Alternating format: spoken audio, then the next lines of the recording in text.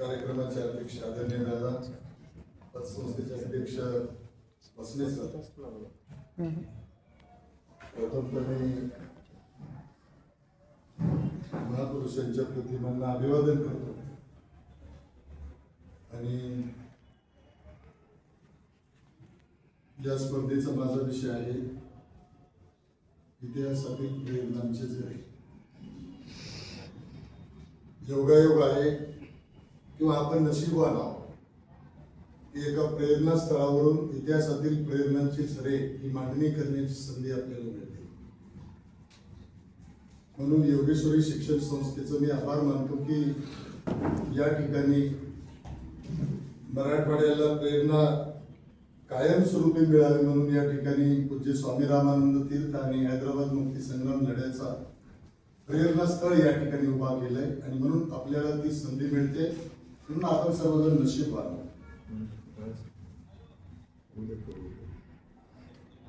मानवी इतिहासामध्ये मानवाच्या प्रगतीमध्ये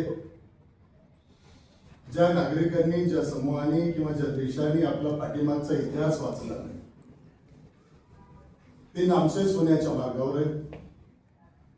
त्याचं उदाहरण ज्वलंत आहे. श्रीलंका असेल, अफगाणिस्तान असेल किंवा बांगलादेश असेल, पाकिस्तान असेल किंवा आता जे काही पाश्चिमात्य राष्ट्रामध्ये संघर्ष सुरू आहे तर त्यांनी चारवाकापासून बुद्धापर्यंत आणि ही काही जी समतेची चळवळ आहे तिचा प्रेरणेचा झरा न पाहिल्यामुळे किंवा न वाचल्यामुळे हे सगळं घडत आहे. आणि म्हणून भारत ही समतेची गंगोत्री आहे जगासाठी. आणि म्हणून भारतामध्ये तुम मुझे खुंदो मैं तुम्हें आजादी दूंगा, जा तुमच्या घराच्या भिंतीवर लिहा, तुम्हाला या देशाची शासनकर्ती जमात बनायचं. उचललेस तू मीठ मुठभर साम्राज्याचा खचला पाया, स्वप्न हे तुम्हाला डोळे झाकून पाहता येणार नाहीये तर ती तुम्हाला डोळे उघडे ठेवून पाहिजे. ह्या सगळ्या प्रेरणाच्या इतिहासाच्या प्रेरणा आहेत. एक झाडू स्वच्छतेचं प्रतीक बनवून देणारे गाडगे, संत गाडगे बाबा, ही सुद्धा आपल्या मानवी जगामध्ये जी काही परिवर्तन आहे, जी काही मानवाला जगण्यासाठीची आजची गरज आहे, एक झाडू हे स्वच्छतेचं प्रतीक आणि ते महाराष्ट्र शासनानं स्वच्छता अभियानामध्ये आपल्या समोर आणलं की आणि ते किती मोठं अभियान बनलं त्याचे आपण सगळे साक्षीदार आहेत. ग्रामपंचायत पासून लोकसभेपर्यंत, पंतप्रधानापासून ते सरपंचापर्यंत सर्वांनी झाडू आकार घेतला. ही प्रेरणा आहे आणि ती इतिहासातल्या प्रेरणा आपल्याला विसरता येणार नाही. हिरोशिमा, नागासाकी यांच्यावर अणुबॉम्ब टाकता आले, मानवी जीवन उद्ध्वस्त करता आलं, परंतु शेवटी युद्ध नको बुद्ध हवा. आणि म्हणून जगाला शेवटी समता, स्वातंत्र्य, बंधुत्व याच गोष्टीला स्वीकारावं लागलं. आणि म्हणून आज अमेरिकेचा राष्ट्राध्यक्ष सुद्धा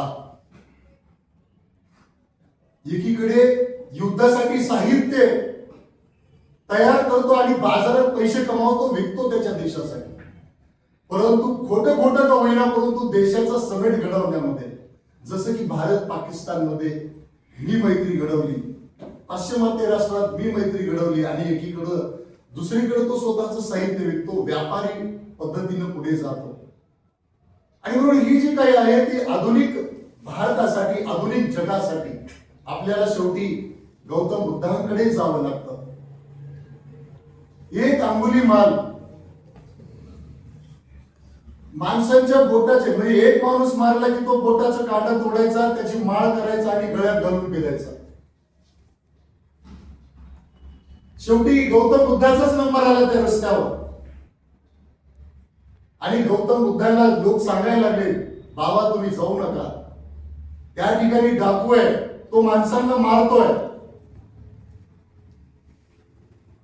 माझं मरणच असेल तर ते कोण रोखणार.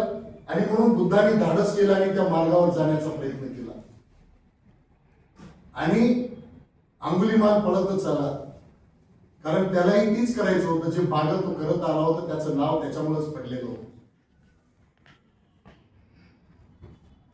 मला तू खुशाल ना, तुला मारण्यात मजा असेल, तुझं त्याच्यात जीवन असेल तर तुम्हाला मारू शकतो, माझी हत्या करू शकतो. फक्त माझी एक आट आहे, तेवढी आट पूर्ण कर. काय आट आहे महाराज तुमची? जा ते झाडाचं पान तोडून आणलंय तोडून, जा ते जोडून दे. असं नाही शक्य आहे. तुला मारण्याचा अधिकार कुणी दिला? तुला जर जोडता येत नसेल तर तोडण्याचा अधिकार कुणी दिला? आणि म्हणून या वक्तृत्व स्पर्धेच्या माध्यमामधून ही जी काही विषय ठेवलेले आहेत, अतिशय चांगले विषय आहेत, सर्व विषयाला हात घालणार आहेत.